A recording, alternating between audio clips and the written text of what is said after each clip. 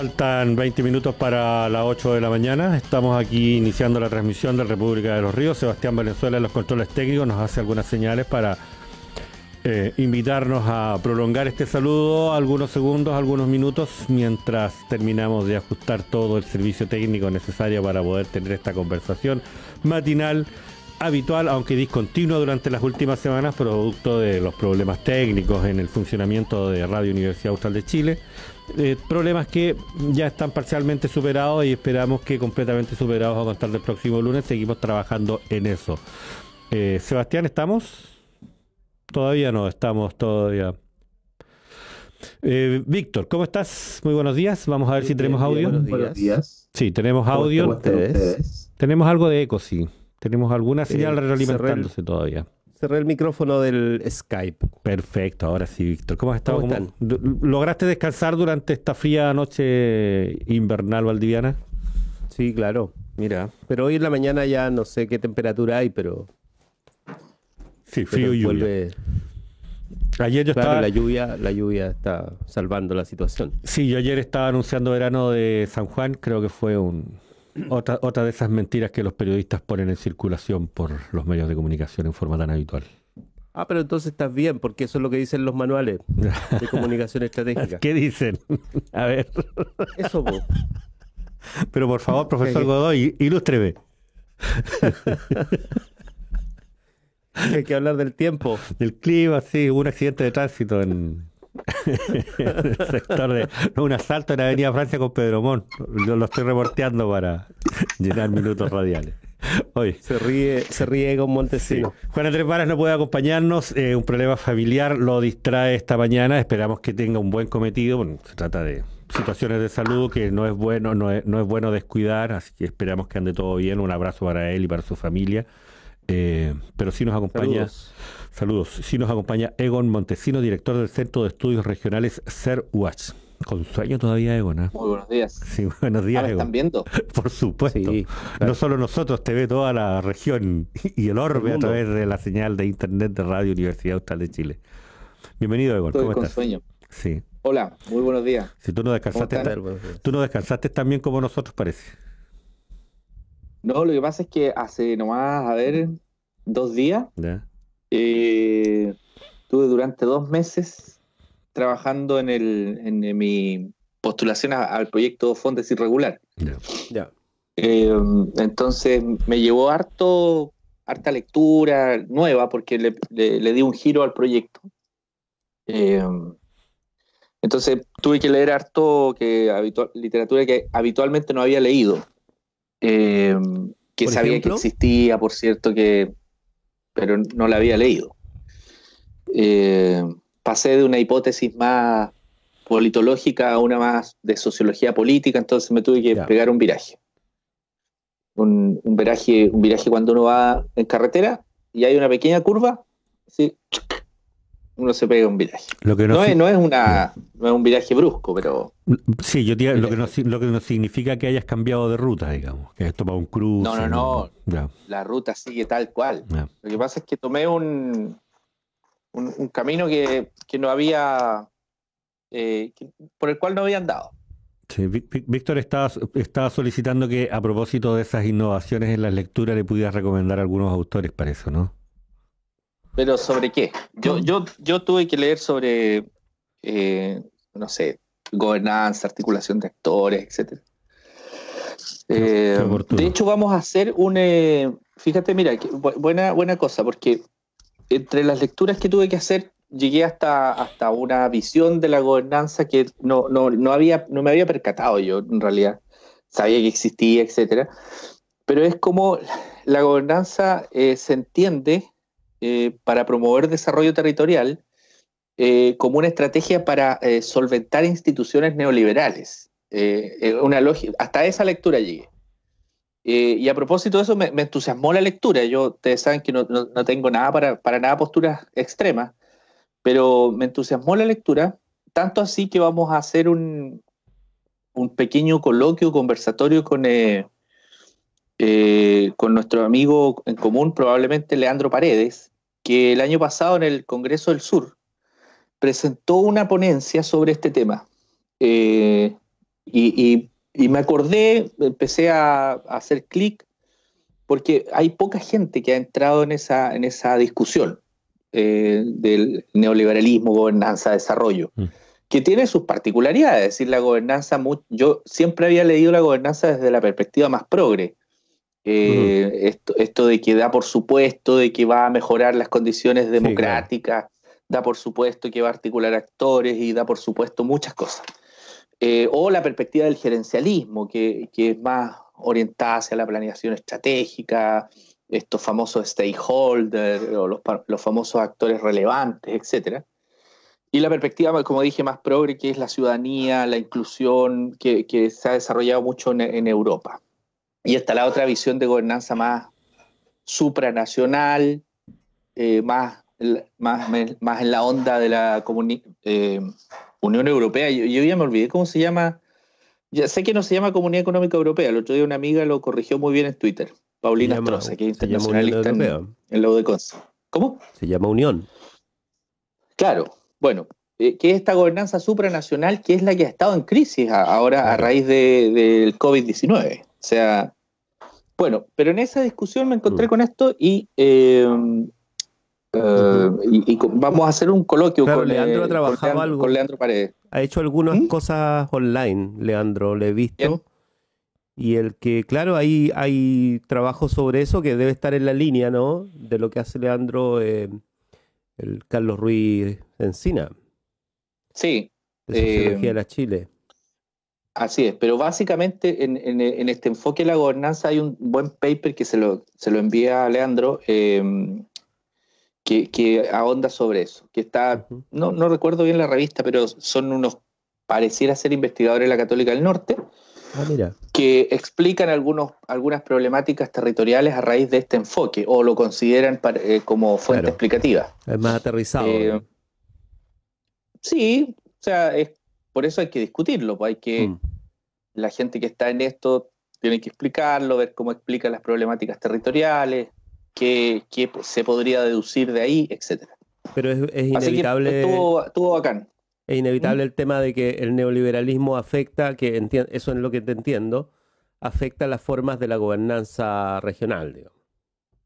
Y cómo lo, claro, hace, y claro, y eso implica que los actores cambian no de posición política necesariamente, pero sí de roles, digamos. O sea, sus roles van cambiando. Claro, lo que pasa es que en la discusión, el origen de la discusión de la gobernanza es cómo frente a una sociedad extremadamente compleja, abierta, que avanza mucho en la información, el Estado ya no es el actor monopólico para solucionar problemas, ni para explicar problemas, ni para enfrentarlos solo. Entonces,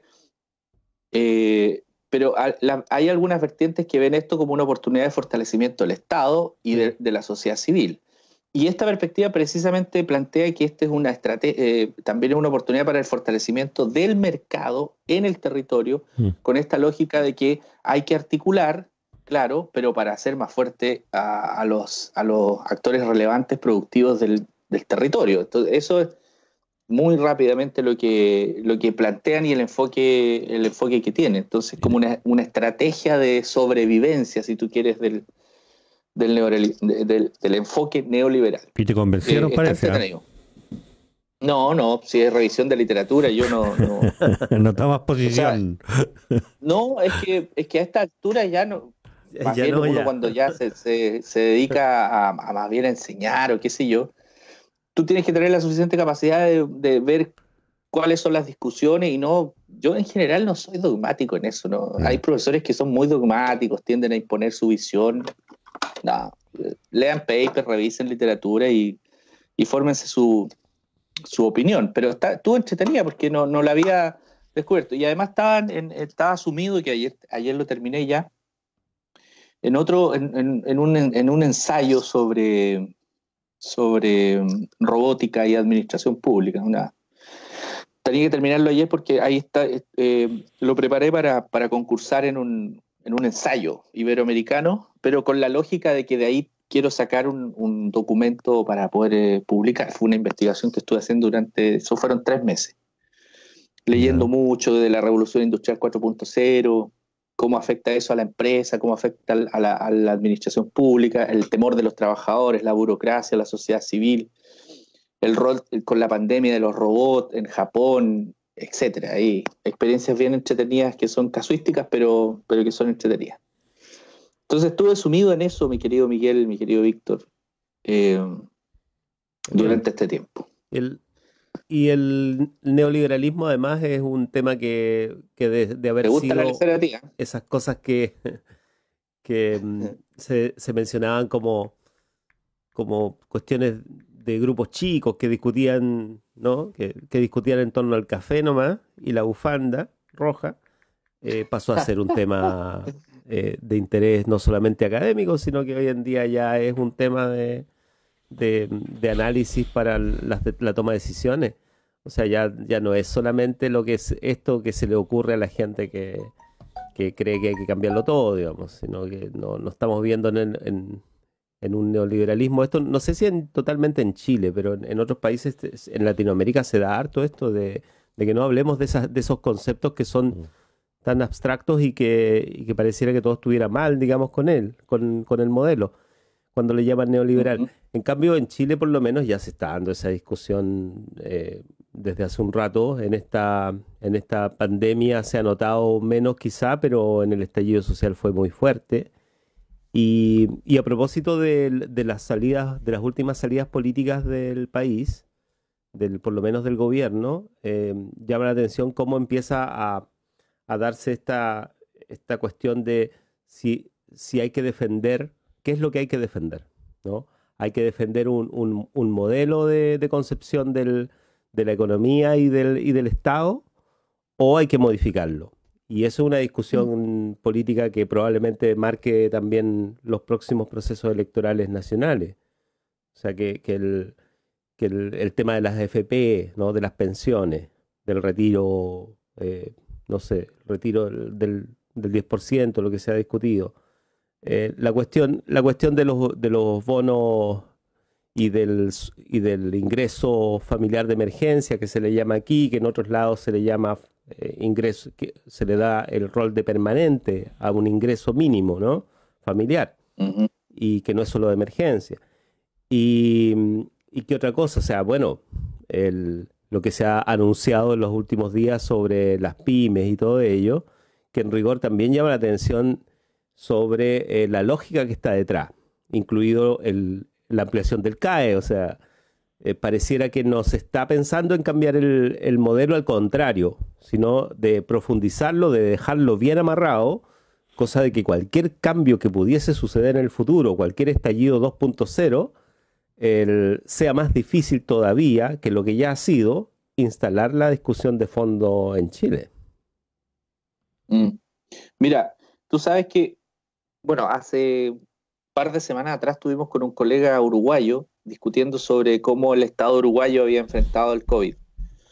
Y le dimos mucho a la discusión política sobre el rol del Estado. Y la intención era ver qué rol habían cumplido los gobiernos departamentales allá, que vendrían a ser como los gobiernos regionales de acá. Bueno, él sostenía que efectivamente la matriz del Estado, que allá no es neoliberal, sino que es un Estado más de bienestar o un Estado más a la europea, pero distinto al nuestro, ¿eh? Mejor no voy a calificar al Estado uruguayo, sino que voy a calificar, es distinto al nuestro. El sistema o el rol que tiene el Estado en materia de protección en salud es mucho más potente, en materia de protección de empleo es mucho más potente. Además, conjúgale que la matriz productiva es mucho más pequeña que acá, el empleo formal es mucho más alto que acá. Es decir, si tú le dices a la gente quédese en la casa, efectivamente esa gente, si recibe un subsidio, lo va a recibir y va a poder sobrevivir. Bueno, pero él decía que efectivamente gracias a todo este tránsito, a esta trayectoria institucional que tuvo el Estado uruguayo, hoy día pudo enfrentar de mejor forma este tema. Además, y a mí este es el factor clave, yo creo que no es otro, la confianza de los ciudadanos hacia el Estado y hacia las instituciones públicas y hacia los partidos políticos es muy grande, y la confianza hacia la democracia es muy grande, a diferencia de cuánto confiamos los chilenos en quien nos está hablando diariamente sobre la crisis. Ese es el factor, para mí, el factor fundamental. Si alguien te dice, si alguien te dice, use mascarilla, te está hablando con mascarilla. Si alguien te dice, a 1,5 metros, está hablando a 1,5 metros. Si alguien te dice, quédese en su casa porque le va a llegar un subsidio en 15 días, el subsidio llega en 10 días. Si alguien te dice, no se puede ir a un velorio o a un funeral que no sean más de 20 personas, no van 25 personas, van 18, incluidos los que cantan, los que bailan, los que hacen la cueca, etc. Entonces, eso, la confianza que existe en las instituciones públicas y en los partidos políticos y hacia la democracia, que son 3 dimensiones totalmente distintas. Cuánto confío en la democracia que me va a resolver los problemas sociales y públicos, cuánto confío en las instituciones, es decir, cuánto confío en el municipio, en el ministerio, en el gobierno, etcétera, y cuánto confío en los actores políticos. Es muy alto. De hecho, Uruguay siempre con Costa Rica están sobre el promedio de América Latina, sobre el promedio del mundo, sobre el promedio de África. Mira, fíjate que nosotros, como la información que consumimos es muy clasista, siempre África lo tenemos en la mente como un pobre continente, donde están todos los males del mundo. Pero fíjate que las personas confían en más de un 53% en las instituciones públicas. Y en Chile no pasamos del 25%. En Uruguay es del 49%. El promedio en América Latina es 29%. El promedio en Europa es 43%. El promedio en Asia es 51%. En todas partes superior. Salvo en América Latina y en Chile, en donde nosotros confiamos muy poco. Este estudio que hizo el Banco Mundial estima que al 2016, creo, si no me equivoco, en Perú y Honduras, o Perú y El Salvador,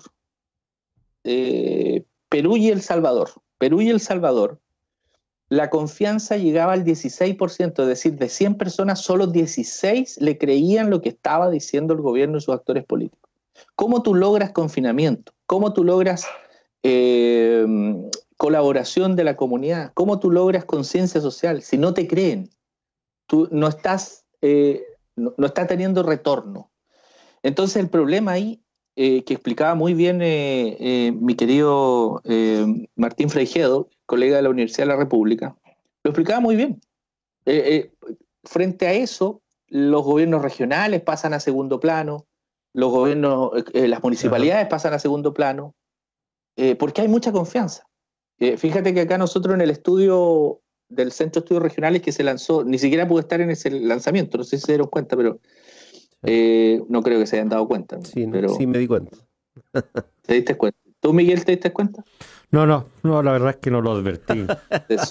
Te sorprendí. No te Estás igual que los estudiantes no con huevito haciendo otra cosa y no escuchando lo que dice el profesor. No, pero estamos aquí todos participando en la conversación. Yo estoy tratando de ponerme a la altura del tema que ustedes están desarrollando. Pero por favor, continúa con la idea. Entre a redalic.org, entre a WOS, a la base de Web of Science, entre a cielo.org y busque literatura. Y no entre a Google, que hay pura basura. Estoy leyendo Wikipedia. Carlos Peña. Ya. Oye, ¿ustedes vieron la entrevista de Carlos Peña con Christian Warken? No la vi. Me imagino que no. Yo la tuve que dar porque uno de los miércoles que falté acá estuve con la Cámara Chilena en la Construcción de acá de Valdivia, hablando de este y otros temas. Entonces, bueno, como al público era la Cámara Chilena, tuve que prepararme. A quién ven, a quién escuchan, etc. ¿Qué formato? Y revisé un poco. ¿Ah? Los formatos también que les gustan. Bueno, los formatos, etcétera, todo eso. Entonces, Carlos Peña, en una conversación con Christian Warken, señala, a mí entre paréntesis, no me gusta mucho Carlos Peña, no soy de los que hago apologías de sus columnas los domingos, etcétera, etcétera, pero vi esa entrevista y él señalaba que la discusión pública de hoy es una discusión pública en donde la mentira se viste con ropaje de verdad y básicamente lo que aparece en redes sociales adquiere carácter de verdad como un mandato. Y dice, mira, eso hace 30 años atrás, yo recuerdo, decía él, y me hizo mucho sentido, que las cosas que aparecen en redes sociales, la virulencia que aparece en redes sociales, las falsedades que aparecen en redes sociales, vestidas con ropaje de verdad, yo las veía, decía, en los baños de los restaurantes, en los baños de las universidades, cuando iba, miraba hacia la pared y aparecían todas esas cosas que hoy día aparecen en radio. Entonces, en ese sentido, ¿me podrían esperar un poquito que tengo, justo me están llamando? Está llamando el rector No, Peña. era una llamada que tenía que esperar. Sí. No, me esperan un poquito. Claro, mientras no sea Christian Barken. Oye, Víctor. Y ahora hablemos de las otras cosas. Ya, pero partamos. Yo quiero anunciar antes de a lo que regrese Egon, quiero anunciar que el día de ayer, a eso de las 7 de la tarde, tuvimos una reunión aquí en la radio, una reunión virtual vía Skype con un grupo de concejales, 4 concejales nos acompañaron. Quisimos tener por lo menos todos los puntos de vista a propósito de las identidades políticas presentes en el Consejo Municipal de Valdivia para conversar acerca de lo que al Consejo Municipal está preocupando en este minuto, y no solo al Consejo Municipal. Algo de eso hablamos en estos minutos que hemos estado con Egon a propósito de la forma en la que se distribuye la ayuda social de emergencia en tiempo de pandemia. La discusión fue bastante intensa en realidad a propósito de... Yo tuve que salir un ratito, sí, de hecho ayer. Sí, claro. Las acusaciones... Así que me imagino. Las acusaciones hacia la forma... Las acusaciones, las críticas, no acusaciones. Hacia la forma en la que se ha organizado la ayuda social desde el municipio, que además prolonga la práctica con la que también se ha organizado esta misma ayuda social en la Intendencia, protagonizó parte importante de la discusión. Y le dio continuidad, insisto, desde lo que ocurre en el municipio hacia lo que ocurre en la Intendencia y a lo que ocurre en la administración pública en general en el país, en la administración del presidente Sebastián Piñera. Digo, la conversación la vamos a compartir de nuevo hoy día en la mañana, lo que termine esta República de los Ríos, porque, insisto, queríamos tener todos los puntos de vista respecto de la crítica que se ejerce en este minuto hacia la forma en la que desde el presupuesto público se enfrenta la ayuda a las familias afectadas por la emergencia sanitaria. Y en la discusión también, a propósito de la prolongación de la ayuda que también esperaron algunas familias, porque entiendo que no llegó, durante el estallido social. Terminamos discutiendo eso, así fue un estallido, fue un desastre, porque algunos hablaban del estallido de octubre y otros se referían al desastre de octubre, y mira, allí terminamos con esa discusión que esperamos volver a compartir, digo, hoy día a contar de las 10 de la mañana. Nos acompañó, recuérdame, Leandro Kunzman, Pedro Muñoz, Guido Giovanolo y Felipe Rifo.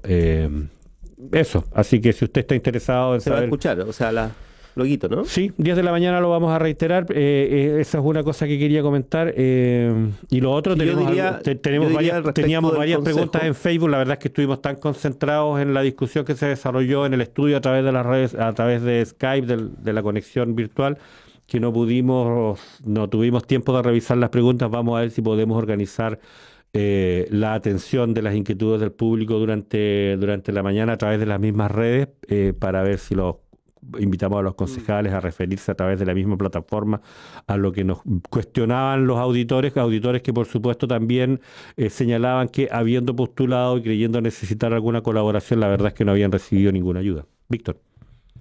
Sí, más allá del contenido, yo llamaría la atención sobre que el Consejo Municipal, en el caso de la comuna de Valdivia, nosotros, por el centralismo que nos mata, no tenemos datos de cómo se da la discusión en el Consejo Municipal de las comunas de la región. Y en el caso de Valdivia, no sé si todos tampoco lo siguen mucho.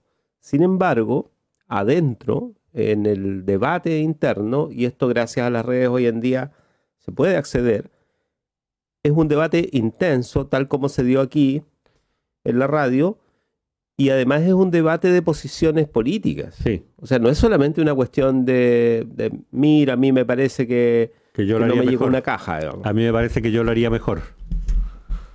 Claro, o sea, no es mira, en realidad lo que pasa es que tú no sabes de esto, digamos, ¿no? O sea, las formas de discutir probablemente sean discutibles también en sí mismas, ¿no? O sea, probablemente a uno le gustaría que estuvieran otras posiciones ahí o se discutiera de otra manera, pero la verdad es que se discute y eso ya es algo en Chile.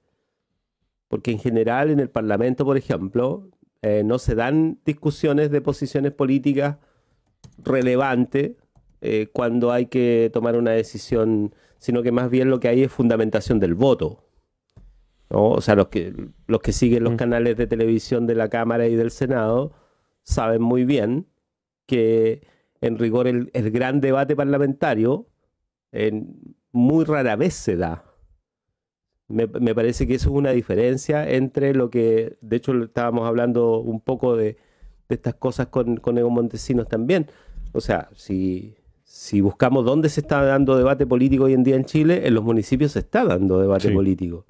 O sea, si tú miras otros consejos municipales, yo miro un par más, qué sé yo, en el país, y uno se da cuenta de que hay debate político ahí de posiciones, digamos, ¿no? Y eso anticipa una elección municipal muy ruda. Sí. Ruda en el sentido de roce, ¿no? Sí, pero yo quería comentar otra cosa a propósito de lo que estaba diciendo Egon recién, de esto de que Carlos Peña estaba un poco molesto porque decía que las redes sociales ponían en el escenario público una discusión que hasta hace algunas décadas estaba en los baños, en las paredes de los baños. ¿Me estás escuchando? Claro. ¿De que estés dormido? Ah, no, estás despierto. Lo que pasa es que en las paredes de los baños, Sí, no, pero yo en las redes sociales da lo mismo. O sea, la pregunta es, ¿mentían las paredes de los baños? Sí, por una parte, pero por otra parte, digamos, es una cosa que, a ver, 30 años atrás probablemente cuando estábamos terminando nosotros el pregrado, mira cómo lo dije, ¿eh? Hace 30 años, Víctor, cuando nosotros terminábamos el pregrado. Estaba empezando el pregrado. Ya sí, no, yo estaba terminando. No, si nos encontramos en la puerta. Sí se anticipaba esto, no recuerdo quién lo decía, hablaba de esto del exceso de comunicación, de cómo el escenario público se volvía obsceno por su exceso de transparencia. Y Fernando Flores. No, Baudrillard, hace 30 años ya, digamos, entonces que hoy día Carlos Peña esté asombrado por esto, a mí me llama un poco la atención, eso nomás, digamos, dejarlo comentado. Porque sí, pues hace décadas que debimos habernos preparado por un escenario comunicacional distinto y efectivamente no podemos pedirle a las nuevas herramientas de la comunicación que se comporten como se comportaban aquellas herramientas propias del siglo XX. Y ni siquiera del finales del siglo XX, herramientas propias de la mitad del siglo XX, digamos. No podemos pedir a las redes sociales el comportamiento de la televisión o de la radio AM con todas las dificultades de unidireccionalidad que tenían, etcétera. Bien, pues hay que aprender a convivir en este tiempo, parece, Víctor. A propósito de buenas prácticas en entornos digitales. Pero yo insisto en que el problema es que no se discute. Porque es cuando se discute... Tú quieres discutir conmigo, eso es lo que está pasando. Los chilenos en general, en sus espacios de debate político, tratan de no hacerlo. Uh-huh. Bueno, pero eso es una práctica... Cuando tienen que hacerlo... Eso es una práctica que se instaló en los 90. Cuando se ven forzados a hacerlo, no saben cómo. Y terminan agarrándose a coscachos. Sí. ¿No? Coscachos verbales, porque tampoco somos de salir a los otros, ¿no? Muy rara vez. Yo te he visto, parece. No sé. Sí, yo te he visto, pero no lo recuerdo muy bien, pero creo que te he visto. Sí, Víctor. Lo dudo, no creo. Sí, oye, Víctor, sí, pero sí estoy de acuerdo contigo, pero bueno, esa es la práctica que nosotros porque quisiéramos. Es la costumbre. Sí, pero a propósito de eso, yo quiero... a ver, no sé si no sé si es la costumbre no discutir o es la costumbre no hacer pública esa discusión. Lo digo a propósito de una de las cosas recurrentes durante la última semana y que me ha llamado la atención a propósito del funcionamiento del Consejo Municipal de Valdivia y de lo que hicimos ayer aquí en la radio y que vamos a compartir de nuevo con ustedes hoy día. Son los limitados dispositivos de transmisión pública del Consejo Municipal, digamos, esto de poner lo que allí ocurre en el salón del Consejo a disposición a través de distintas plataformas de toda la ciudadanía. Eso, digamos, no funciona bien a propósito de los medios, los costos y las posibilidades que podría tener. Me recordé de nuevo esto de la abundancia de comunicación, esto de la excesiva transparencia en tiempos de comunicación digital y de este escenario público obsceno del que hablaban a comienzos de los 90. sigue siendo un lugar opaco, digamos. Si yo no fui al consejo, que tiene un lugar físico y temporal limitado, termino por no enterarme fácilmente de lo que allí se discutió y, como dices tú, de la forma en la que se discutieron las cosas. Y eso es algo que por lo menos el Consejo Municipal de Valdivia, si no todos los consejos municipales, incluso el gobierno regional, hace rato ya que debieron haber resuelto, digamos. Para instituciones de esa envergadura no es oneroso resolver la disposición de un registro audiovisual que permita a toda la ciudadanía, cuando lo estime conveniente, poder acceder a la información y al modo, como dices tú, en el que allí se están dando las cosas. Entonces, probablemente sí se discute, probablemente sí se disiente con mucha intensidad, pero voy a volver a la metáfora de Egon en las paredes de los baños, es decir, en un lugar donde queda oculto a la vista del público. Víctor. Sí, yo insisto en que en el Consejo Municipal de Valdivia no es así. O sea, se está dando ese debate, está produciéndose la atención propia de la decisión que viene. Entonces, lo que no es casual que el tipo de discusión sea cada vez más fuerte respecto de cuestiones administrativas. O sea, la cuestión administrativa va a ser el tema en la elección municipal en Valdivia, aparte de todos los demás temas que ya sabemos, digamos, y creo que se está instalando uno con mucha más fuerza que cualquiera, que es el tema de la cuestión social y la cuestión de la desigualdad territorial al interior de la comuna. O sea, la cuestión de la costa, la cuestión de los barrios, la de los campamentos, lo que nosotros hemos visto en las ollas comunes, en cómo la olla común se lo escuchaba a la gente que ha participado y que ha estado ayudando, es más que la olla, ¿no? Y eso es algo que políticamente tiene un valor enorme, ¿no? Porque va a ser materia de definición. Entonces, me parece que ahí hay una cuestión que va a ampliarse cada vez más, ese debate, y a nivel nacional eso es mucho más difícil de hacer. Quizá un poco por lo que decíamos también al principio, cuando estaba Egon Montesinos, a propósito de cómo se toman las decisiones y el impacto que tiene el neoliberalismo en la administración pública. Eso también es relevante. El neoliberalismo impacta en algo más que la administración pública, es el problema. Y yo le mencionaba esto de las decisiones políticas a nivel nacional, cómo están exentas de ello, de ese análisis, de esa reflexión. En el caso del retiro de fondos previsionales por parte de los ciudadanos, aparte de los fallos en contra de la Corte Suprema, ¿no? O sea, no hay aliados en esto para la gente. Todas las encuestas que se han hecho están sobre el 80% de aprobación a la idea de utilización de fondos previsionales. Entonces, del otro lado, hay un grupo de políticos, porque no son todos tampoco, que dicen, no, lo que pasa es que la gente no sabe, la gente va a correr a sacar su 10% y quizá qué va a hacer con él. Entonces entra en una discusión cosista, digamos, ¿no? Que tiene que ver con esta lógica muy de los 90, como tú decías delante, de que eso es de rayado de baño, ¿no? Las frases de muchos políticos que ahora dicen en los matinales, eso es lo que antes estaba en los baños, ¿no? El pueblo que no entiende, la gente que no sabe, la gente que no tiene idea, todos son unos no sé qué, ¿no? Bueno, esas frases hoy en día se han trasladado a los matinales. Y entonces no es la transparencia que demandan las redes sociales la que venía de allá. Pero Víctor, de allá venía también esto otro, pero que Víctor, es el discurso público del poder. Pero Víctor, ¿hace cuánto tiempo te vengo diciendo que dejes de escuchar matinales? No, nunca me lo has dicho. Sí, te lo he dicho. Sí, te lo he dicho. Ahora me doy cuenta. Sí, ahora entiendo lo que te estaba diciendo. Apaga la tele, enciende la radio. Oye, Egon, ¿qué fue de Egon? De estar viendo el matinal. Sí, tiene que estar viendo el matinal a esta hora. Bien, Víctor, avancemos. Dos cosas.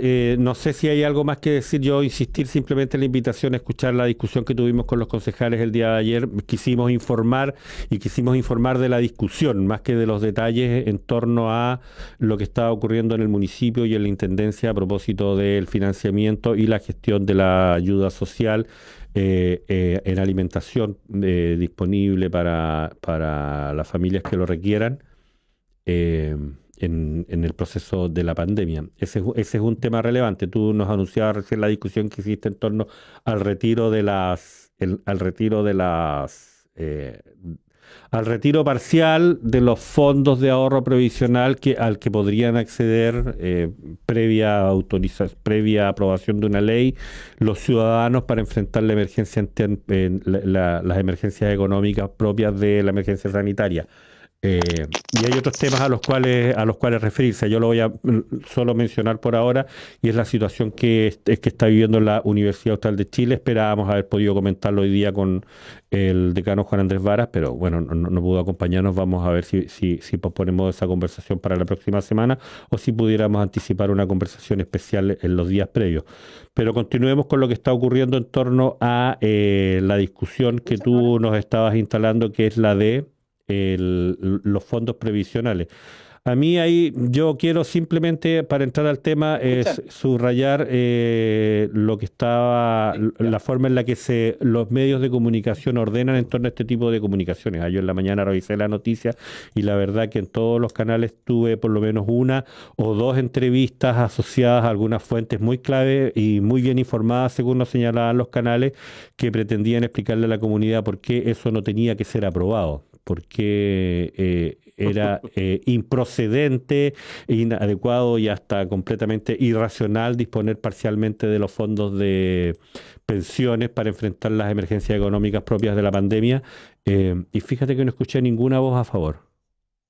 Eso no. Claro, bueno, eso es lo que yo te decía. Egon regresó con nosotros. O sea, puede ser que sea irracional, pero sabes que la irracionalidad llega al más del 80% en la población. Uh-huh. Entonces, si esto se lleva a la votación, para afuera todos los que creen que es irracional. Pero como no hay democracia. No hay democracia. Egon Montesinos, te extrañamos. Nosotros estamos diciendo que no hay democracia en este país, que más autoritario que la supresión de la democracia es la supresión de la democracia, porque si yo suspendo la democracia, por último, doy la opción de que quien quiere tener democracia, no sé, organiza algún tipo de conato, algún tipo de rebelión de oprimidos. Pero si la simulo, incluso logro evadir con, ¿cómo se llaman? Placebos, el impulso rebelde de quienes se verán sometidos en el autoritarismo.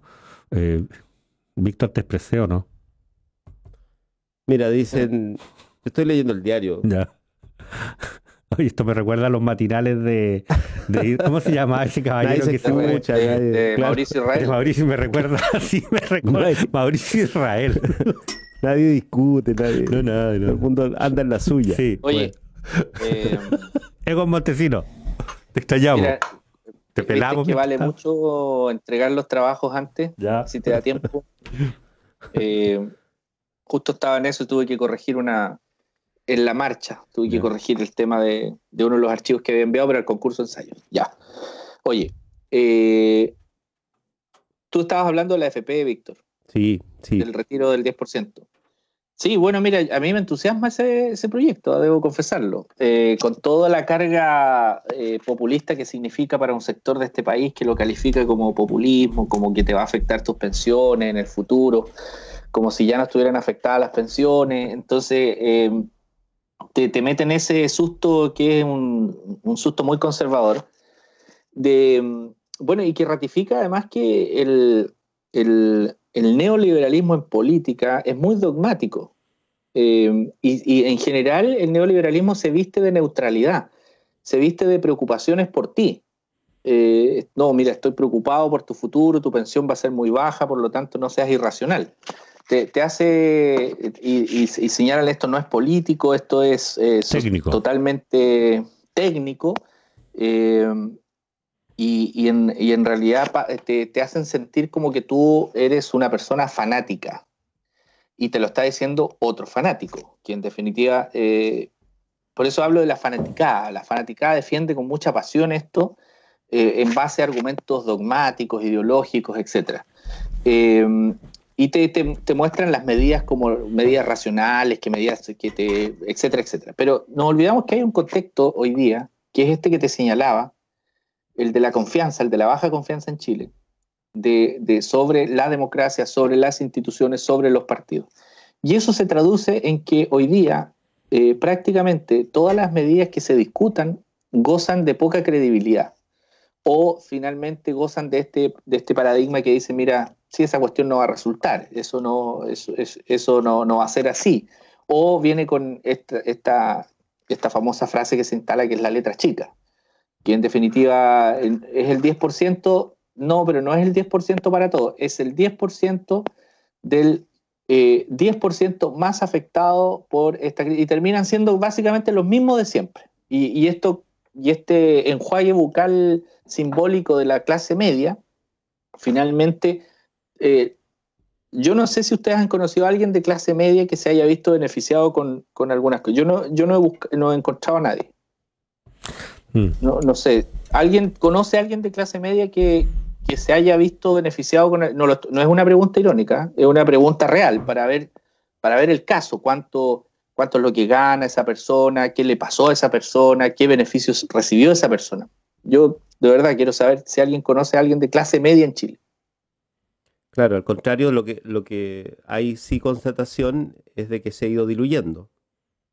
O sea, pero mi pregunta no es irónica, es si ustedes conocen de verdad o si ustedes están en el rango de la clase media.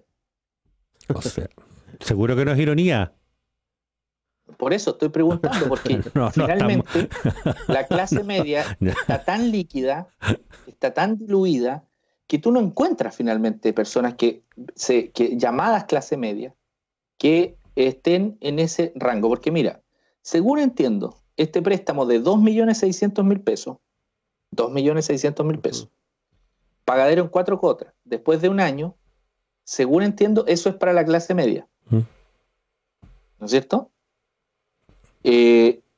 Por lo tanto, habrá que ver cómo la clase media resuelve sus problemas con ese tipo de crédito, porque si la solución es endeudar, si a mí me van a decir, ya, mira, la solución para que tú salgas de tus problemas es endeudarte, ya, pero déjame endeudarme bien.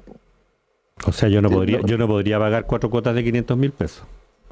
Por eso, déjame endeudarme bien y no con 2.600.000, dame un rango de hasta, no sé, 2.000 UF, 3.000 UF, y déjame endeudarme bien a 10 años, ¿me entiendes? O sea, hagámosla bien, pero no 2.600.000, que probablemente están pensando en el consumidor de retail, que tiene una tarjeta de crédito, con un poco más de ese cupo, y lo puede devolver en 4 cuotas de 650.000 pesos. O sea, igual está como un poco loca ese tema. Pero en fin, yo hasta aquí no encontraba a nadie que dice, bueno, mira, me siento identificado con esa medida.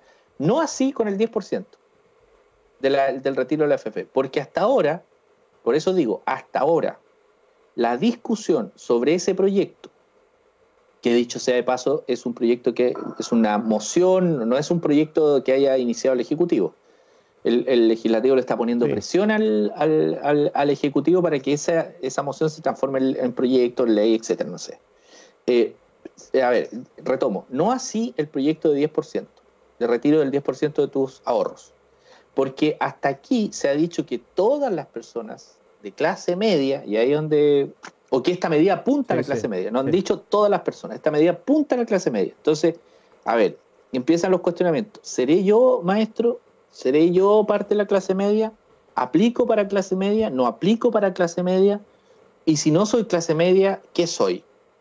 La clase endeudada, que debe ser otra clase social, clase endeudada, y que para la clase endeudada no hay beneficio, en el fondo. Pero este 10% te arroja cierta esperanza en un sector denominado clase media. Y también en ese sector este proyecto genera crítica, y es la crítica neoliberal, porque se viste de ropaje neutro, de ropaje de tecnicismo, de que el equilibrio fiscal, como si eso puesto en política no fuera ideológico, no fuera dogmático. Entonces a los que están del otro lado se les trata o de comunista, o de irresponsable, o de no sé qué, o de frente amplista, de chavista, no sé, todas esas cosas que ustedes conocen.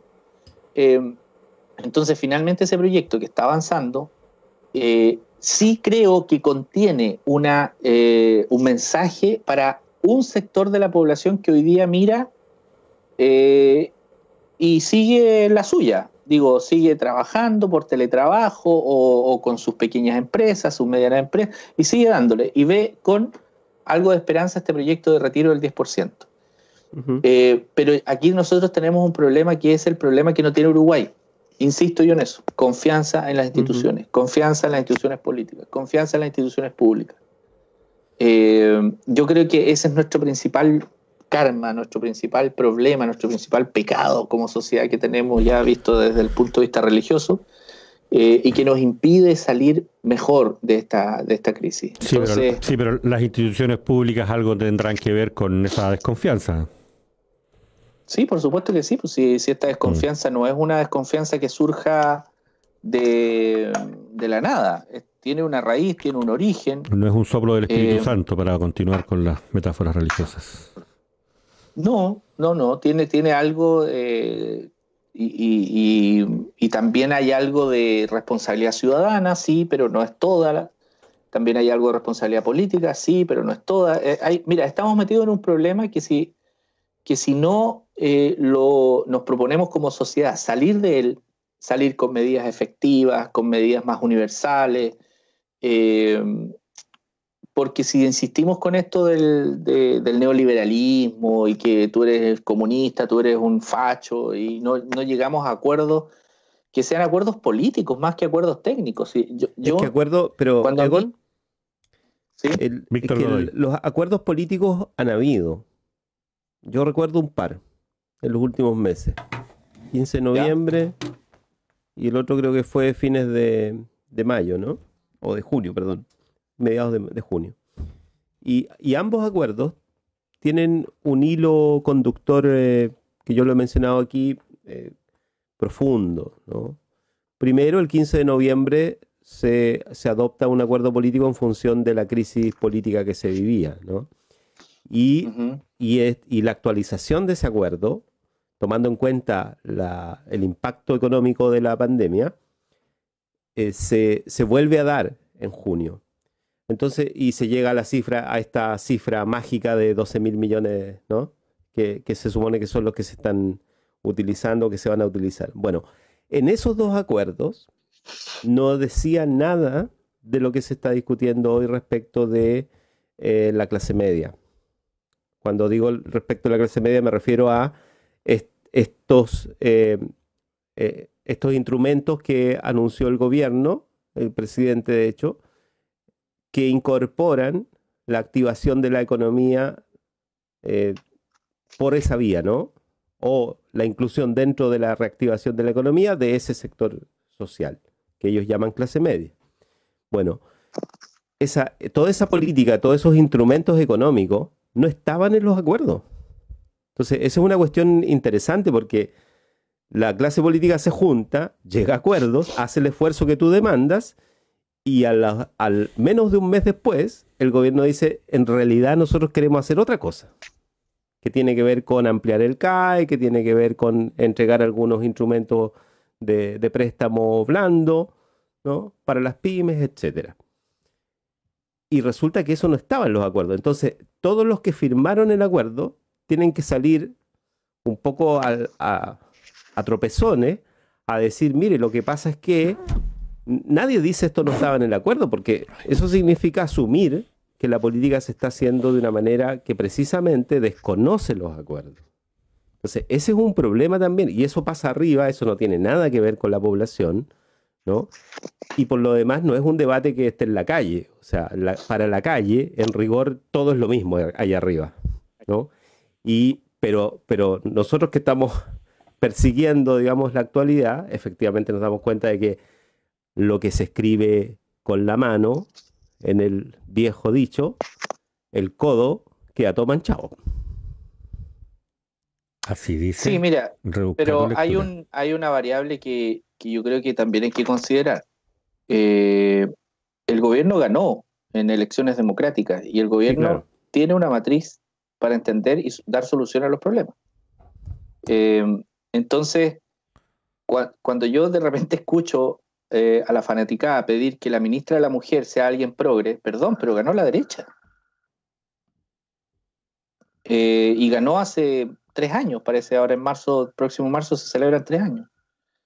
Cuando escucho que tenemos que avanzar hacia un estado de bienestar, perdón, pero ganó la derecha, que cree en un estado de neoliberal. Entonces, aquí ahí es donde yo digo, bueno, y la responsabilidad de esa gente que hoy día está liderando, demandando, marchando o lo que sea, por impulsar cambios por la vía que se impulsan los cambios, alguna explicación también tendrá que darle a la sociedad. Porque cuando el gobierno dice, todos los que marchan son unos terroristas, todos los que marchan buscan desestabilizar, todos los que marchan, es lo mismo cuando desde abajo se dice, todos los que están en el gobierno son corruptos, son ladrones, son aquí. Entonces, estamos en ese mundo polarizado. Entonces, las elecciones están de más. Las elecciones pareciera ser que no sirven, porque se las roban todas, porque son todos corruptos, están todos comprados, los que van a votar son unos zombies, los que van a votar son todos fachos, los que van a votar nos impiden votar a los que pensamos distinto, no sé, porque me quedé dormido, porque no me levanté, porque tengo flojera, porque soy liberal, porque no me obliguen a ir a votar, porque no hay oportunidades, porque son todos corruptos. Entonces, wow, uno dice, ya, pues, salgamos de este pantano. El pantano no nos sirve así como está. Entonces, por un lado, yo estoy de acuerdo contigo, Víctor. O sea, los acuerdos políticos que se logren son acuerdos políticos con un gobierno de derecha. Entonces, no son un acuerdo político con Cristina Kirchner o Néstor Kirchner. No es un acuerdo político de esa naturaleza. No es un acuerdo político con Alejandro Guillé, no es un acuerdo político con Michelle Bachelet, no es un acuerdo político con Ricardo Lagos. Es un acuerdo político con un gobierno de derecha. Y que en mi concepto ese gobierno de derecha tiene el legítimo derecho de impulsar su programa de gobierno, porque eso fue lo que ganó. Ahora todos dicen, pero fue a votar no fue a votar nada de gente. Bueno, ahí es donde parece que está parte también del problema y de la explicación. Pero te insisto, los acuerdos políticos tienen que ser en este marco, de lo contrario no vamos a salir. Tienes razón tú, hay acuerdos que se toman y después se borran con el codo. Eso es lo que contribuye notablemente a bajar los índices de credibilidad y confianza en las instituciones, pues. No es otra cosa.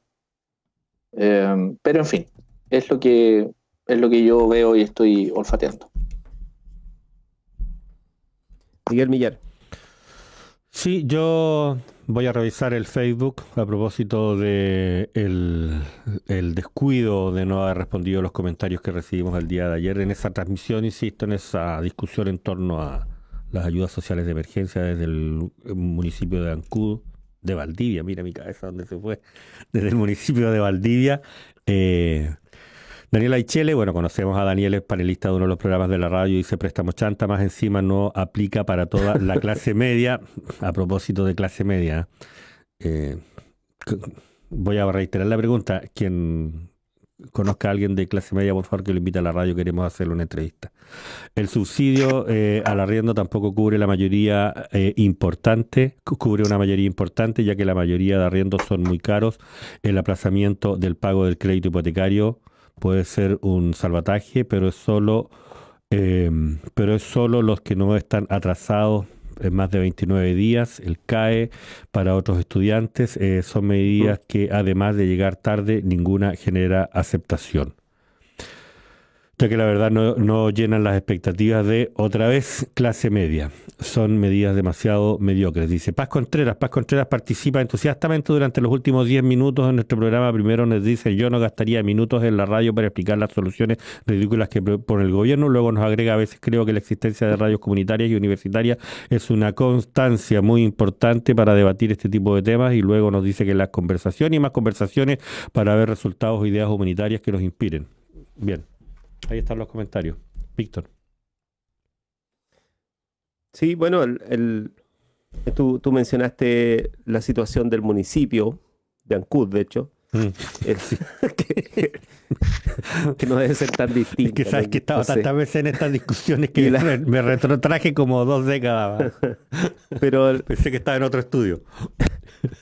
Pero ojo porque la discusión que venía dándose acerca de la situación del gobierno regional y esta solicitud de renuncia incluso que circuló en voz de actores políticos de la propia coalición de gobierno en la región de Los Ríos, llama la atención también. O sea, eso tiene que ver con una cuestión que está pendiente y que obviamente todos los temas es fácil, ¿no?, taparlos un poco, ¿no? Porque en la agencia de la prensa cotidiana, digamos, del titular del día, dura lo que dura, ¿no? Una noticia dura lo que dura, 1 minuto, 2 minutos, qué sé yo, en el formato que sea. Y por lo tanto las cosas suelen pasar muy rápido. Y en el caso de la discusión sobre el rol de la empresa Bever o Bevar en la entrega de las cajas o la adjudicación de la entrega y repartición de las cajas de alimentos por parte del gobierno regional y de la intendencia en este caso, es una cuestión que tiene la gravedad de que desde la misma coalición de gobierno, yo escuché a María José Gatica decir esto por lo menos hay que investigarlo y esto tiene la gravedad que se ha dicho, ¿no? A propósito de que la propia empresa dice seguramente, como nosotros nos conocemos, tenían nuestro teléfono. Como compartimos que nuestros hijos están en el mismo club y no sé qué, probablemente tenían nuestro teléfono y por eso nos llamaron directamente, ¿no? Por eso no hubo una cuestión administrativa que resolviera lo pendiente, sino que nos levantaron el teléfono y nos dijeron hagamos esto, y lo hicieron. La ampliación de giro, la entrega de las facturas, etcétera, todo eso.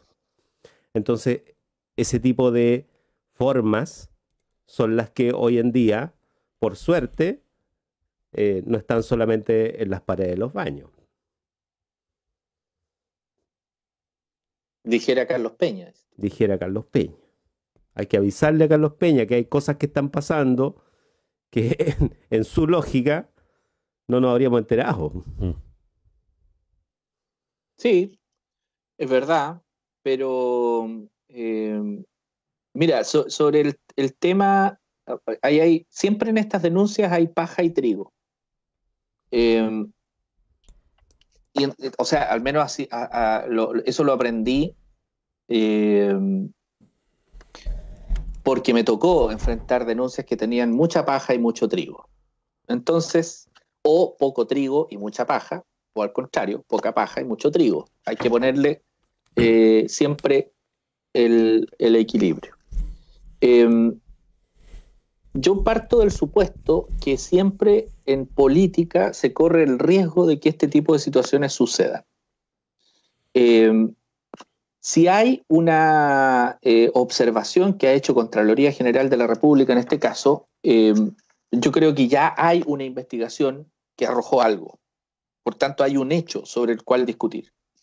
Sobre ese hecho es el que hay que discutir, no sobre lo que podría eventualmente pasar a raíz de una situación como la que ha sucedido. Mira, yo estuve ahí en el 5º piso y es lo más parecido a un House of Cards criollo. Entonces hay mucho, le ponen mucho sabor a las cosas. Hay cosas que se magnifican, hay cosas que se subordinan frente a la gravedad, y yo creo que aquí hay un hecho que ya salió a la luz pública y que a lo menos causa extrañeza en la Contraloría, que es que una empresa, luego de no tener un giro 4 días después de algo, pareciera ser que denuncia o señala a la Contraloría, amplía el giro. Bueno, eso tendrá que establecerse como la falta, la gravedad o la medida que tenga que hacerse. Ahora, ¿cuál es el punto de esta discusión? Me perdí, no sé. ¿Analizar solamente esto? Es que lo que está en juego allí, yo lo mencioné, es la propia empresa la que entrega toda esta información. O sea, no es una acusación de los opositores al intendente. Sí. ¿No? Entonces, y por cierto, si eso ya lo dijo Contraloría. Lo que está pasando también es que nos estamos enterando de cosas que no estábamos enterados. Ese es el punto. Y yo entiendo que, claro, a ti te pueden haber acusado de no sé qué mientras estabas en la intendencia, pero esto no es una acusación nomás, sino que aquí lo que hay es una pandemia en la que se entregan las cajas. Nosotros todos vemos cómo se entregan las cajas y entendemos que eso cuesta dinero. Y ese dinero es público. Y ese dinero parece ser que está siendo utilizado de una manera en que probablemente siempre se hizo así, pero ya no es presentable y punto. Y esto pero estamos de acuerdo en eso. Exacto, ese hecho ya pasó. Esa denuncia... Y si ese hecho no es motivo de renuncia o de pedir la renuncia al intendente, es el gobierno quien tiene que dar explicaciones. Bueno, y no las ha dado. Es el gobierno, por eso, es el gobierno quien tiene que decir cuál es su nivel de tolerancia respecto de este tipo de hechos. Sí, claro. De hecho, no se ha dado ni por enterado. Entonces, ¿cómo? De hecho, no se ha dado ni por enterado, entiendo. Bueno, por eso te digo, ya hay un hecho. Ese hecho se investigó y se evidenció. No es una especulación. Aquí ya no estamos en el baño de Carlos Peña. Estamos fuera del baño, ¿no es cierto? Y me parece, yo estoy de acuerdo contigo, me parece muy bien. Y no es que hayamos sabido gracias a la denuncia. No, aquí hubo una denuncia. Y Contraloría es público, uno sabe las denuncias que hacen en Contraloría. Y hay muchas denuncias que terminan siendo absolutamente falsas.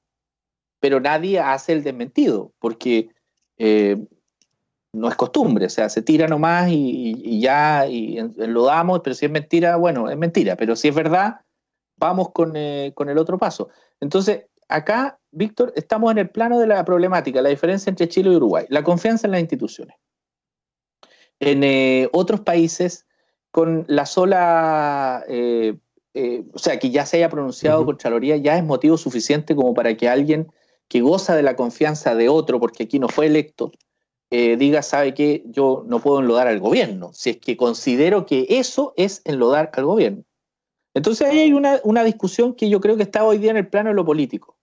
Y hay un sector que efectivamente hizo su pega, hay otro sector que está guardando silencio porque es la forma de hacer la pega, y finalmente estamos en esta situación en donde todos queremos que las cajas lleguen rápido, todos queremos que al otro día del anuncio la caja llegue rápido, pero nuestro sistema de compras públicas no permite eso. Y me imagino que esta situación engorrosa tenía un origen ahí. Yo la verdad no como te digo, no estoy en el detalle por qué esta empresa, a raíz de lo que tú dices, el llamado, que somos el mismo curso, amplía el giro, no tengo idea. Ahí me pierdo en ese detalle. Éramos apoderados del mismo curso, creo, ¿no? No, el club era un club de estos que reman, ¿no? Ah, ya. Y yo además creo que otro pelo a la sopa. Reman para el mismo lado. Esto también trae otra cuestión, y es que la renuncia se le ha pedido al intendente. Bueno, ¿es el intendente el que hizo la llamada? No creo, ¿no? De hecho, no lo dice así la empresa. No dice el intendente me llamó. Entonces, cuando se le pide la renuncia al intendente, en rigor, yo entiendo, digamos, que se está aludiendo a las responsabilidades políticas, pero eso alude a otra cuestión, a que la autoridad unipersonal no es la única que provocó esto. Y si él la provocó o la ayudó a provocar, tiene más que ver con lo que dejó de hacer o con este apuro del que tú hablabas, digamos, de que esto hay que hacerlo porque el que está poniendo la cara ahí es él. Entonces se ve apurado y delega que la cuestión fluya. Bueno, sí, pero no es él al final, no es solamente él. Entonces su responsabilidad es distinta a la de otros que están en ese círculo y que en ese círculo nadie les está pidiendo la renuncia. Entonces también las responsabilidades administrativas hoy en día también terminan diluidas cuando lo que se trata es de resolver estas cuestiones para el futuro, porque esto pasa en Valdivia, no sé en cuántas regiones más hay una denuncia por lo mismo, porque las otras regiones tienen el mismo problema de la celeridad. O sea, ¿Por qué sí, no hay Víctor, denuncias pero y no hay pedidas de sí, renuncia? Víctor, pero a ver, a propósito de la celeridad, o sea, subrayemos esa Para frase eso hay.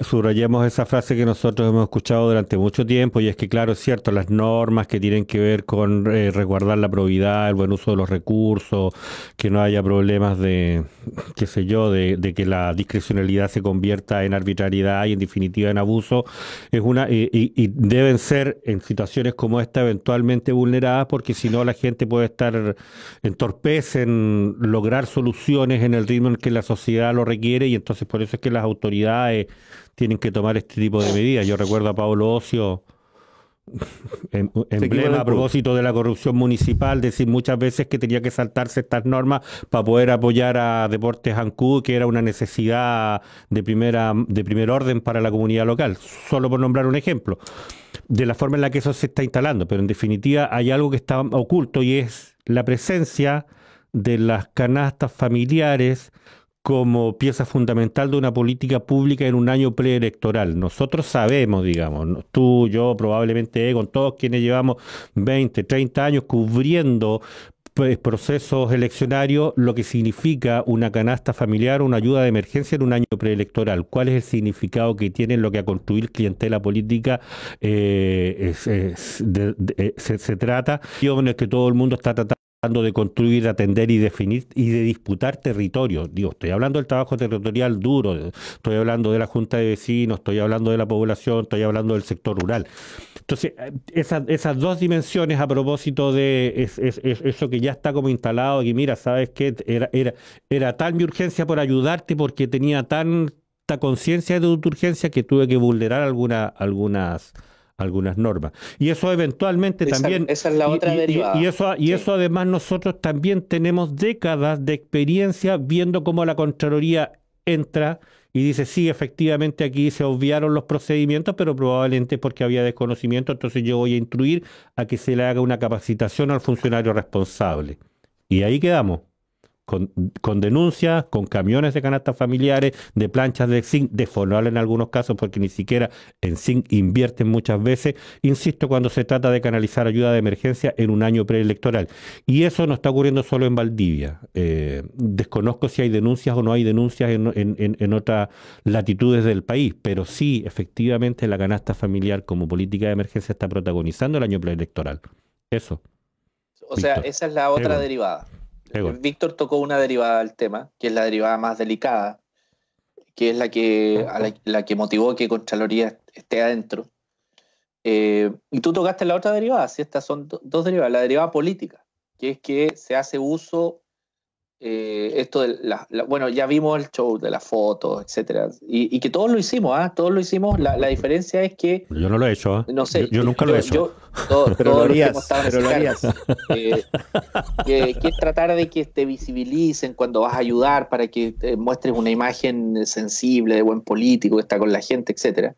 Pero no sé dónde está la parte más delicada para mí, que el contexto en el que estamos viviendo no da para eso.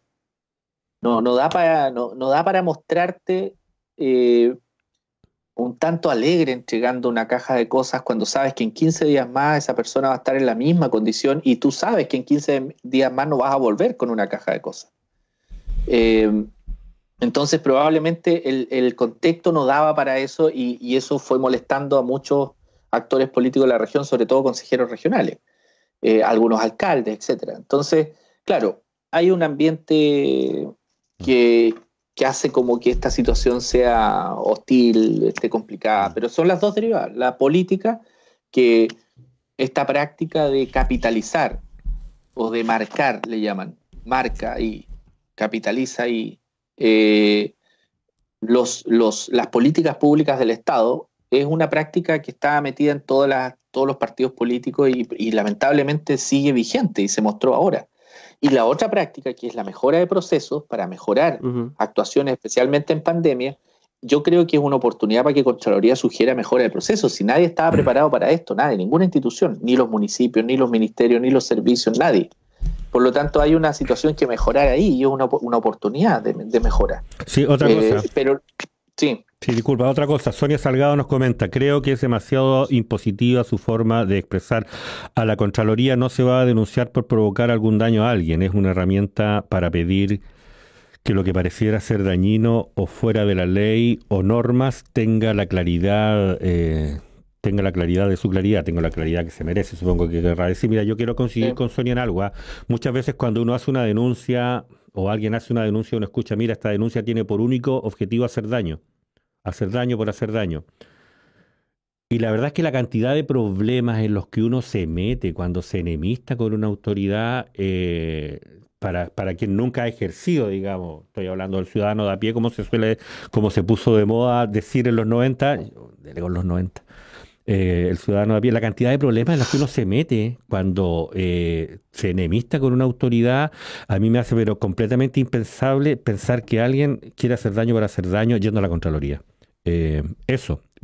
O sea, subrayar que jamás quiero, a propósito de que mientras no se demuestre lo contrario, todo el mundo es inocente, también quiero pensar que mientras no se demuestre lo contrario, detrás de cada denuncia siempre hay un legítimo interés, por lo menos tengo que presumir, por el bien común, y no solo un hacer daño por hacer daño, como dicen quienes se ven involucrados en este tipo de situaciones. Mira, Víctor Egon. en el caso, es que hay un punto que distinguir. Cuando una persona que no tiene dentro de su rol principal fiscalizar y hacer denuncias, lo tiene que hacer porque hay otro que no lo está haciendo, es porque están fallando la institucionalidad también. Y es verdad lo que dice la persona que escribió, o sea, efectivamente, cuando la denuncia, en este caso Contraloría General de la República, es o se entiende como anónima, te queda la sensación de que, wow, ¿por qué una persona tiene que acudir? Porque además ese tipo de denuncia se llama en Contraloría denuncia ciudadana, que tú no necesariamente tienes que dejar tus nombres ni nada por el estilo.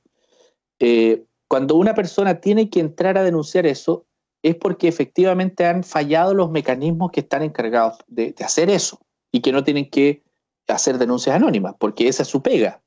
¿Te fijas? La pega es fiscalizar el buen uso de los recursos públicos. Entonces, cuando eso pasa, queda la sensación, efectivamente, que hay una intencionalidad distinta a la de preservar, como dice Miguel, el bien común. Pero es porque también hay una falla de los sistemas de fiscalización y por eso es que los países en general, todos los países, le otorgan o le entregan la posibilidad de que el ciudadano también sea portador de denuncias. Y no necesariamente las instituciones encargadas de hacer eso. O sea, es por eso que se establece esto, no es porque en Chile solo exista la modalidad de hacer denuncia anónima en la Contraloría, existen en muchas partes. Incluso existen las Contralorías sociales. Son los ciudadanos y las organizaciones las que piden cuenta a sus gobernantes. Que ese modelo me gusta, es bien interesante. Una Contraloría popular debiéramos tener. Víctor Godoy. Bueno, las Contralorías sociales funcionan de esa naturaleza. Con esa lógica. Víctor. Sí, o sea, no tenemos Oye, mucho tiempo, pero nos quedan 5 pero en minutos. rigor 2 minutos, yo me tengo que retirar, tengo una reunioncita ahora con la nueva decana de ciencia. Vamos a hacer un trabajo bien interesante entre Leila Cárdenas. la Facultad de Ciencias y el centro. Sí, la doctora Leila Cárdenas.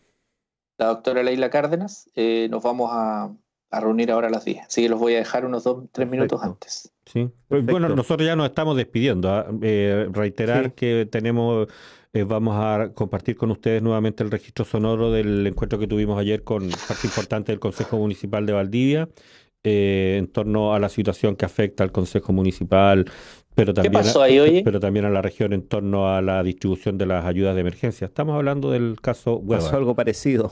Sí, ¿Caso qué? Huevar. El mismo proveedor. Caso... El mismo Tiene proveedor. que ver con la misma... A ver, ¿cómo el mismo proveedor en la MUNI? El mismo proveedor en la municipalidad. Wow. Y un procedimiento semejante, digamos. Víctor, comenzamos a despedirnos, ¿te parece? De hecho, hay una denuncia que se puede encontrar en capsular.cl, que ellos, no sé si una denuncia, pero es una información sobre el detalle de lo que pasó en el caso del municipio. Capsular. Y Ya. Yo solamente quería mencionar nomás al despedirnos que en el caso de la crisis de la subprime en Europa por lo menos, y yo sé que en algunos otros lugares, pero se produjo un movimiento social que se llamaba la auditoría de la crisis. La auditoría de la crisis era básicamente revisar los procesos que se utilizaron para enfrentar la crisis y lo que había antes de la crisis, digamos, ¿no? O sea, de dónde deriva mucho de la crisis subprime. Quizá en este caso es difícil de hacer eso porque la crisis se mezcla entre lo sanitario, lo económico, pero esto que tiene que ver con las formas y la gestión, las formas de gestión de los recursos públicos, amerita que los ciudadanos tengan un rol un poquito más activo respecto de ello y que eso no dependa solamente de la prensa, porque la prensa está... Pero hoy día lo tienen, ¿ah? Hoy día la Contraloría tiene esta modalidad de denuncia ciudadana. Por supuesto, pero me refiero a que los que hacen por eso mencionaba el movimiento social de la auditoría ciudadana, la auditoría de la crisis, porque la auditoría de la crisis en rigor era un movimiento que hacía una lectura política de la situación. Entonces iba como construyendo un relato respecto Contraloría social. De las razones, claro, era una especie de Contraloría social. Y eso hace falta también. Sí, perfecto. Oye, un aviso antes de irme. El viernes 17 de julio vamos a tener el primer diálogo regional con actores políticos que han manifestado ser candidatos a gobernador regional. Por lo tanto, vamos a estar el próximo viernes 17, pero entiendo que ustedes no van a estar trabajando, ¿sí? ¿Qué crees tú? Lo estamos deliberando. Pero ¿qué harías tú si estuvieras en nuestro lugar? Yo voy a seguir esa semana, como dicen los mexicanos, chambeando, pero no sé ustedes. No sé, lo estamos deliberando. Porque sería bonito transmitirlo por la radio, pero si no están, chao nomás. Sí. ¿Quiénes son tus invitados 24, ya, perdón? ¿Quiénes son los invitados ya? Confirmados: Marco Cortés, Luis Cubertino, Eduardo Gelk, Elías Sabat y Juan Taladri. Sí, ellos 5 están confirmados. Bien. ¿A qué hora? Así que ¿horario? A las 10 de la mañana. No, yo creo que voy a estar en el público. Yo creo que voy a estar en el público, no sé tú, Víctor. Tenemos ese día un compromiso a las 12 del día. ¿Viste? Pueden 17. transmitir de 10 a 12 y a las 12 será el compromiso. Tenemos que transmitir el compromiso me imagino que serán unas chelas, ¿o no? No. Es una transmisión. Bueno. Tenemos un compromiso, recuérdamelo al 17. Ya. Creo, ¿no? Sí, tenemos una transmisión que estoy pensando. Cawin. Sí. Tenemos un Cawin. Tenemos un Cawin con el Centro de Promoción Cinematográfica, la Orquesta de Cámara, sí. Chao, gracias por acompañarnos. Los quiero mucho y los odio a la vez. Sí. Oye, nos vemos el otro miércoles, ¿ah?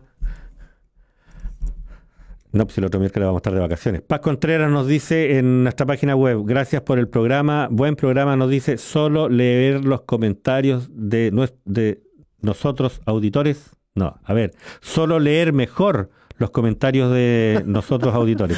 Sí, es que tengo problemas con los lentes yo y la página esta, no sé cómo ya. Me llamaron la atención. Víctor, despidámonos.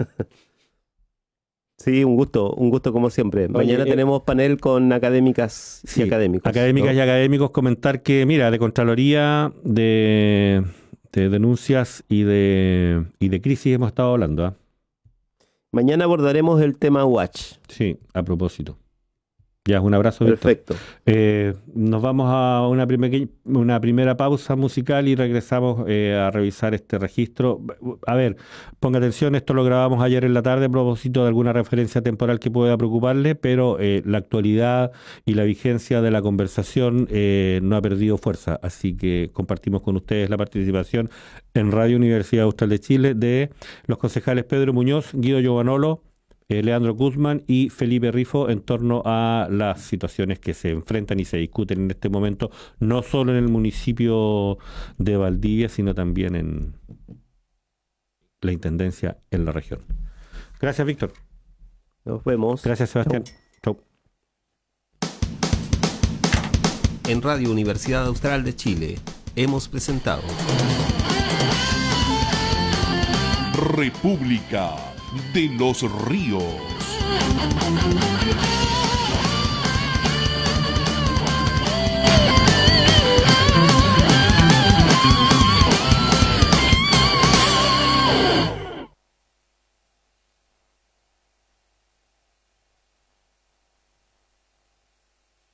La Universidad Austral de Chile realiza una permanente